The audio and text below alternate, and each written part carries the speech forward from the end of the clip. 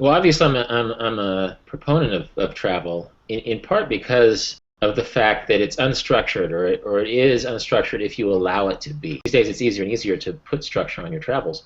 I often say that trying and failing to write a book after my first vagabonding experience in my mid-20s was better than grad school because I wasn't in a compressed program that may or may not have applied to me. I was trying to do it. And I didn't. And in failing to write a book that anybody wanted to read, I learned a lot about writing books that people did want to read.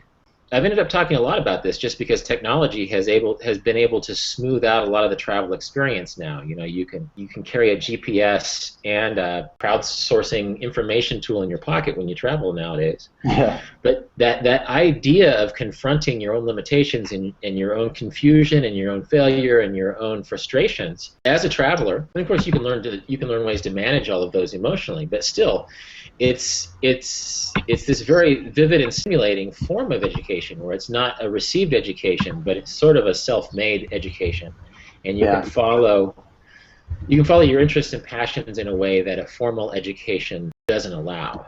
My parents are teachers. I do teaching myself, but a lot of people ask me about, should I go into grad school, and especially writing grad school, and I say, well, live a little, that the trial and error form of education, with its inherent ability to make you confront your own failures and overcome them, is a much more meaningful way of education.